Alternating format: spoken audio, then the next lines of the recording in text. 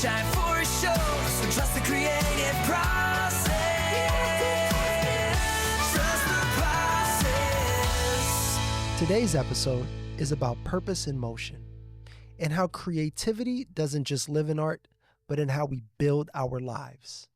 My guest is Steven Melina, a professional basketball player, faith-based leader, and entrepreneur whose impact reaches far beyond the court.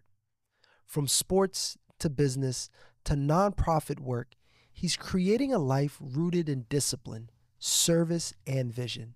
And today, we're diving into the process behind it all. Man, I'm so excited for you to be here. I know you so well, and I want to get to the root of everything because you really are one of the most stand-up individuals that I've ever met. When did you realize that life was bigger than basketball? Ooh, that's a great question. I definitely would say it was when I started living on my own, exploring out in Arizona, I would definitely say. I think I just noticed that there were so many flaws and so many things in the world that I'd never really seen before. Like growing up out in Southern California in the nicer part, kind of was sheltered, and then, living on my own and not as nice of an area, having to kind of fend for myself a little bit out there. I just noticed things about the world that I'd never really seen before. So it shifted my entire perspective on the world. And, I knew that I had a platform being an athlete through basketball, right? I had a lot of people who looked up to me, who followed me. And I figured, why am I using this platform just for basketball? Like I'm just promoting basketball. I'm not helping people. I'm not, and I have the platform to do it. So I'm going to use that to the best of my ability to try to help everybody that I come into contact with, to be able to try to eventually, inspire change and make the world a better place. Man, I love that. And especially being a follower of your social media and just see how hard you go and your messaging. You're always preaching positivity. I mean, you're teaching people from training, working out, reading the good word. Everything about you is always consistently positive. But that's what people see is just the highlight moments, right? That's what you're giving there. But what does your daily process really look like when it comes to your mentality, being physical, and your spirituality? What does that day look like for you? So right there, you just said, right, everybody only sees the positive side, right? I try to preach that because I try to believe that.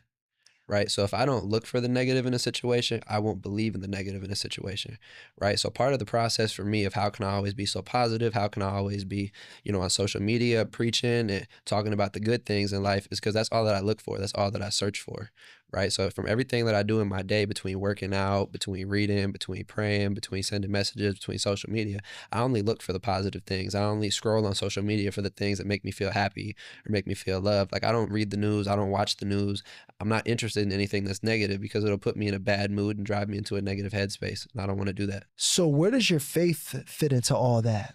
Everything I do really is faith. Like, I believe, God got me. I got a tattoo on my arm. You can't see it right now because I got a long sleeve on, but it's called God Got Me. That's even the title of my first book that I'm writing. Hope to be done by this summer, but it's called God Got Me because in everything that I do, I know that God is with me and that God is going to take me and he's going to get me through whatever it is. Even if it's a bad moment, I know he's preparing me for the best moment of my life. I think that's really interesting because having faith at the center of your life and having God right there to help you navigate all the different challenges, I think it's really important for just anybody, a young man that's growing up, to maintain balance, right? Balance is so key. So how do you maintain that balance from being an athlete, being an entrepreneur, being a faith-based leader? How do you maintain that balance? Balance is everything. That's anybody who knows me knows the past few weeks. That's my quote is that balance is everything, right? I think that you really have to kind of just figure out what that balance looks like to you. So to each individual person, that's going to look different, right? So what brings me joy is making sure that I work out twice a day, every single day. That might not be balanced to somebody else, right? Somebody else with different goals, a different lifestyle. You got to find what your balance is, right? So I make sure that I work out every day. I make sure that I work every day. I make sure that I read every day. I make sure that I pray every day. I make sure that I stretch every day. I make sure that I try to eat at least 2 healthy meals every day, right? And that leaves me feeling balanced, right? So balance is more of a feeling than it is like an action or a lifestyle. What's balanced for me might not be balanced for you. So everybody's got to find their own internal feeling of balance. So then when you're finding that balance, how are you picking and choose where to focus your energy on compared to where you're not focusing your energy? I mean, there's only 24 hours in the day and 8 of them you're sleeping, right? So one thing I try to do is not stress, right? Something that I've gotten a lot better at personally over the past couple of years is reducing my stress by internally just telling myself not to stress because everything's not going to get done in a day. Right. So you've got to look at your schedule, look at your calendar and decide what's the most important 2 or 3 things and laser focus on those for 2 or 3 weeks. And then look at the big schedule and then figure those things out later. Right. It's a constant cycle. But I think that if you can like focus your energy on 2 or 3 things, you'll get those done. You'll feel proud of yourself and then you can come back and do the other stuff later. Yeah, yeah, I really agree with that. You know, it's really about how are you focusing your time because everybody got the same 24 hours, right? And really leaning in on what's most important to you and accomplishing and getting through that day. You talk about being a trainer. I've gotten a chance to train with you. Talk to me about the process of one being a trainer. And for anybody out there that's looking to be a basketball player at that next level, right? Whether they're trying to make their high school team, whether they're trying to make it into college, pro, talk to me about the training process and some tips that you recommend for our listeners to improve their skills. The training process, if you're young and you want to improve, I mean, just start. Like, just start hooping. No matter what the resources you have are, just start. Like, you have, if you can get a ball, you get a ball from Five Below, it's like $5. I know you got some sneakers, some shoes. They don't even got to be like LeBron's or Kobe's or anything, but, whatever shoes you currently have, there's going to be a park near your house you could walk to almost anywhere. I know you could walk to a park within 3 or 4 miles, right? And just start working out, working on your game. Google, go to YouTube, look at my page. I have drills posted, at Precise Training on Instagram, at Precise Training on YouTube, right? And just look up, hey, I want to get my handle tighter. What can I do? Hey, I want to get my shot better. What can I do? Right. And just start doing those things and you'll naturally start to get better. And then the more and more you improve, you'll start to naturally build up a routine for yourself. I think anybody could really do that. I think that's great advice. A lot of folks, though, they still go through challenges, right? Talk to me a little bit about what's a challenge that you faced that forced you to not only just grow as a player, but really as a man.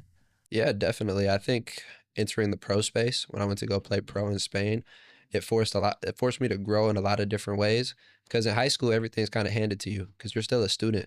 So the opportunity is guaranteed and given, right? Once you become a pro, it's a different world, right? So I never played in college. I went pro at 17 years old. And when you do that, nothing is given to you and everything is, you have to get it for yourself. You got to get it out the mud essentially, right? So that definitely helped me grow as a player. And then as a man, it's the same thing, right? When you're in high school, financially, you're taken care of. When you go that pro route, you're living in Tamayoso, Spain by yourself, you need some money to be able to pay some.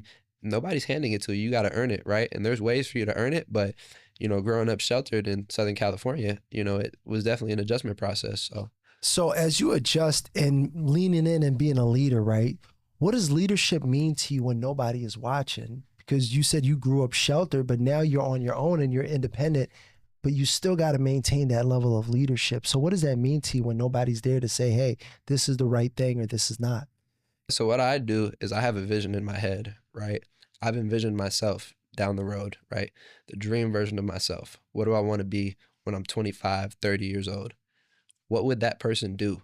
I require that of myself every single day, right? So I wake up in the morning, I'm like, what would that person do, right? What would he do?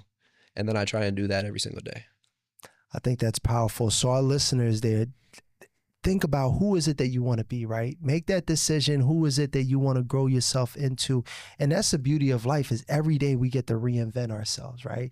And you can really be anybody you want to be. So put your mind to it, focus, the same things that Steven is talking about, those tips, step by step, right?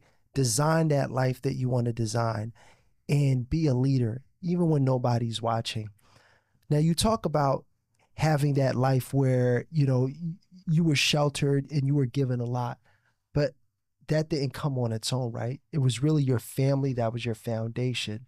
Talk to me about the impact that your mother and your grandparents have had on you as you've become a leader and grown into your own man.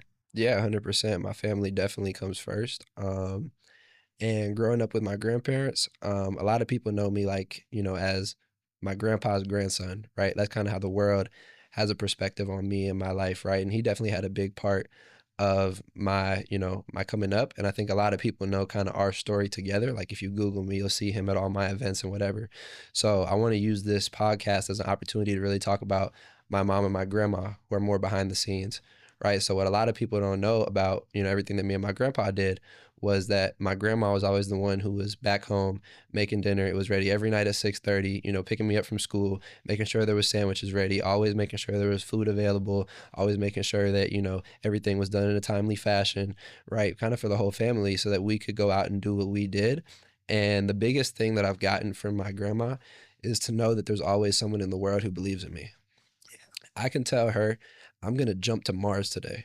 She'd be like, bet. I can't wait to see it. There's no type of reality check from her. Whatever I want to do, she knows I'm going to do it, and she's going to be there, and she's not going to look surprised. So that's one thing from her. And then my mom, I grew up with a single Black mom. So she taught me a lot about the world that I never really saw, from another perspective, right? So she kind of helped raise me like ethically and morally into the man that I am today. So a lot of love to her. Steven, that's really powerful. I know how much you love your family, your mom, your grandpa, and your grandma. And I see the level of confidence that they instill in you and the man that it's made you. Because when I see you, man, there's nothing that's out of your realm of achieving. I mean, like you said, like if you really decided to like, you know what, I think I'm gonna build me a rocket ship and go to Mars just so I could hoop, I really do believe that you could do it. You know what I mean? Because you got that level of determination.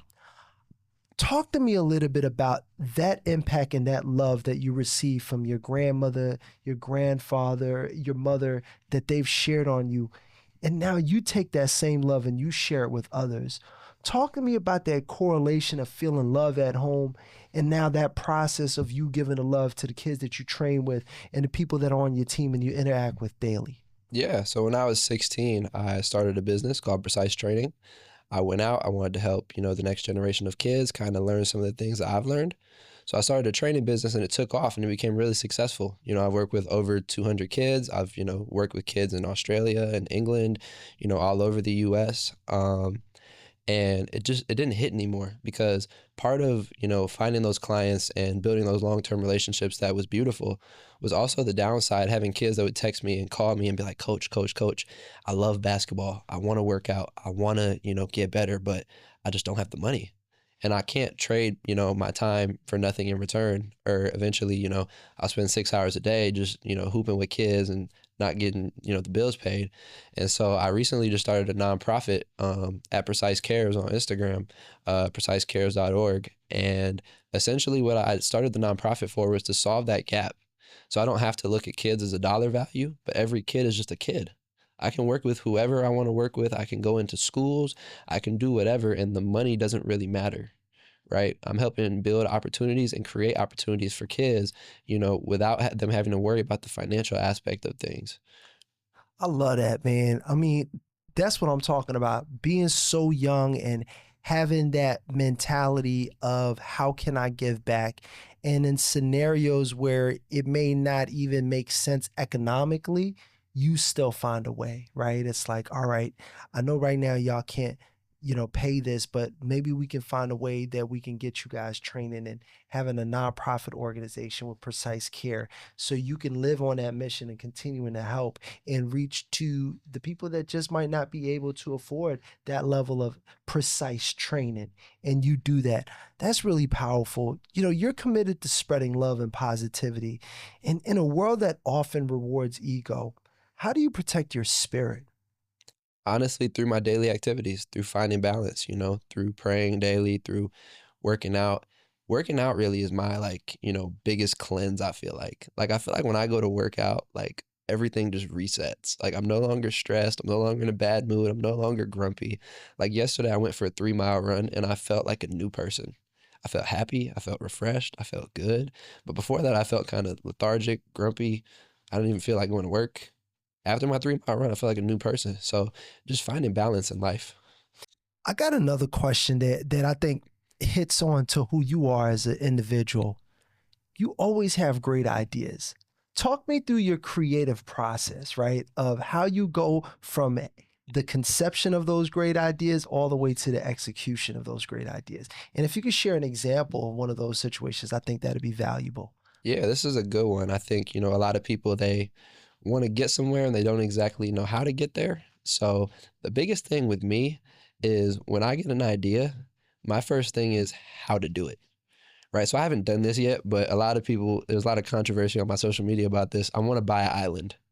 That's one thing that Okay, I want to do. you Right. want to buy an So I'm going to island. talk you through the process in my mind. Let's go. Right. So I want to buy an island. So the first thing I do is Google, how much does it cost to buy an island? They range anywhere from 500K to, 500 million for, however many square feet you want. Right. So you got to go on one of these websites. You got to, contact like someone who does like realting for islands or whatever. And then you got to do it. So now how am I going to get 500K? Right. If I'm really serious about going to do this, I just got to get a loan for 500K that'll pay itself off because I'm going to build like a little mini society on the island. Now, I don't want to build a huge society where people want to conquer me and take me over. But if I have an island that's right off the coast of Cuba and I have smoothie bars, people could take ferries in, start a little ferry company, a jet ski company. Next thing I know, I have a fully popping island. You know what I mean? You just got to find ways to make things work. That's the thing that a lot of people don't do these days. They give up when they see obstacles. You got to find a way to get over, through, around the obstacle. That's the biggest thing. I love that, man. That's a great tip right there. So to our listeners out there that's listening, he has an idea. Now, once he has that idea, he looks at and does the research to do the discovery on how to make that idea come together. Once he does that discovery through his research on the different things that it's going to require to buy that island, he does his next layer of research. So it's like you're consistently researching, reiterating, executing, committing to actions and doing this circle all the way until you reach your goal, which is eventually you're going to buy an island. And I think that's really valuable. Having like a big goal like buying an island, which not everybody can even imagine buying that. How do you layer that with being grounded in something that's practical? Like, okay, well, maybe before I buy an island, I can buy a house, but also manage. I don't want to limit myself from being as creative and being limitless. How do you balance the two there? Because it's like, okay, I have this idea for an island, but it's going to take a lot. So I know my mind sees the island, but I'm living here in a reality where I got to drive this car. Help me understand that balance of like controlling and managing those creative ideas that are so large and also being able to deal with your reality. That's what makes me special. I don't even do that. If I want something, I just go for it. I don't even do that. Like there is no practical, there is no reality. Like you can make anything happen. You can literally do whatever you want to do. If you want to buy this house, go buy it. You want to buy this island, go buy it. There's a million ways to do something. Just find the way to do it. And if you really want to do it, just go do it. Forget about being practical. Sell your car, buy the island. Wow. Okay, look, man, like my man Steven said, if you got something in your mind and in your heart, just go do it, right? No reason to even think about it. If you really want it, you got to go out there and get it. No excuses, really, by any means necessary. And this young man is really an example of that. I got one last question for you, Steven. Actually, I got two questions, right? When you think about your legacy, what do you hope people will say about you and the way that you lived, not just what you achieved? Legacy is something that I think about a lot, right? Like, how do I want the world to see me when I'm no longer, right? And it used to be like, oh, I want to be like, a legend on the basketball court, right? And now it's more, I want to be a legend in the way that I took care of the people around me. Like, I want people to say Steven Melina and they think, that guy helped a lot of people. That guy kind of, did a lot of things for a lot of other people and was like a very selfless human. That's kind of the legacy that I want to leave and the legacy that I'm working towards right now. And basketball is my platform, right? Basketball isn't the end goal. It's just the platform that I'm able to use right now. I think that's a great legacy to have, and I think you will build it. You come from a great family. Your mother is wonderful. Your grandfather is fantastic, and your grandmother is excellent. And the way that they've loved you and the way that they've raised you, it comes across when I listen to you, right? And so there's no doubt that you're going to be able to make those things happen.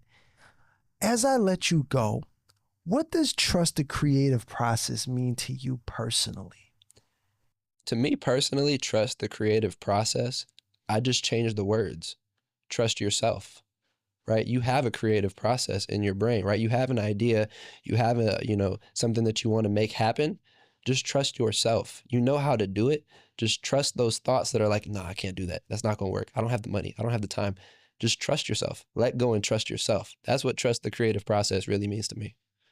I love that, Steven. Do you have any advice for the young listeners out there that you'd like to leave them with before we end this show? Yeah, 100%. I mean, there was a Japanese study about the word ikigai, which is the thing that brings you joy. It's why you wake up in the morning, right? So for the young listeners, I would say find your ikigai. What is it that brings you joy and makes you want to get up every morning? Once you find your ikigai, go out and just pursue it. Go as hard as you can, straight to it, just pursue it. No limitations. Jump over any obstacles. Jump over any cars, anything in the way. So it's really about finding that joy. If you don't know where to find that joy or what that joy is, how does one even go through that process of discovering and understanding their joy? I wouldn't say it's joy, though. What wakes you up in the morning is more of a purpose than a joy, right? So it might not always be sunshine and rainbows, but you know that you're called to do it. So find that thing. So, Steven, talk to me a little bit about how faith plays into your creative process and what guides you through that creative process. The trust in God. You know, I trust in God enough to be able to let go. I know that if all else fails, I'll still have God. So when it comes to those crazy decisions, like I'm going to buy an island, I know that if I fall short and I'm stranded somewhere, God's going to pick me up. I've seen him do it multiple times. He's saved me from, you know, terrible situations and put me back on my feet multiple times. So why wouldn't he do it again? Amen. Amen to I that. mean, really, Amen to that. that's a beautiful thing. And when you have that level of faith and have that level of conviction and trust, the best will happen. I like what you say because it's really about letting go and letting God. God is literally always there. Like, let me tell you, there was literally a day I was homeless, sleeping in the car, ran out of money. I was running around trying to train this kid, make $20 so I could eat breakfast. In the car, on the way to the training session, he seen I had suitcases in the back of the car. He said, "Hey, coach, by any chance, we just got rid of our renter in the back of our guest house. Would you want to work something out with my parents and maybe stay there?" This is a 13-year-old kid. I didn't say anything to him. I didn't say a word to him about struggling, homelessness, any of that. I was just going to proceed with my day, train him, go get a sandwich, and then figure out how to keep moving. He offered it on site. He said, "Coach, come over at like 1 o'clock. We'll get you moved in. I can just tell you need it." 17 years old. Can't get an apartment, can't get a credit card, can't get a loan, sleeping in the car in the middle of Arizona, the summer, the desert, barely got enough money to keep my car on. And this kid saved my life the same day I needed it. Wow. I'm saying God is always there. You can't tell me he's not. What does that mean to you? Like when you look at a situation like that, if you could describe it in one word, what would that word be? One word. Faith. Faith. Yeah. Yeah. When you have faith, I mean, great things happen. Where can the listeners find you? Talk to us about all the social media platforms that you have, anywhere that they can find you and get connected with you and all the amazing things that you do. Yeah, find me on Instagram at Steven.Melina_. Find me on Instagram at precise.training. Find me on Instagram at precise.cares. Those are the 3 best places to find me right now. You can find me on Snapchat, StevenWillWin20. You can find me on Threads, Steven.Melina_, TikTok, Steven.Melina_. And, you know, you'll see me around the community all the time. Steven, thank you so much. We also do have to give a special shout out to your grandpa too, man, because Alan Melina is really one of the finest individuals that you will meet. And I think he's done such a great job raising you. Listening to you, having you here on this podcast has been a real joy. Thank you for sharing your process. We wish you the best of luck as you continue to go on your journey. Steven's story reminds us that the creative process isn't just about what we build. It's about who we become while building it. Discipline, faith, service, and vision all play a role in designing a meaningful life. If this conversation spoke to you, share with someone who's chasing their purpose, their ikigai, not just success. And as always, trust your creative process. Thank you guys for tuning to us and being here with us. Steven, thank you for joining us. I will catch you guys later. Just let it flow, let it go, let it grow, and trust the creative process.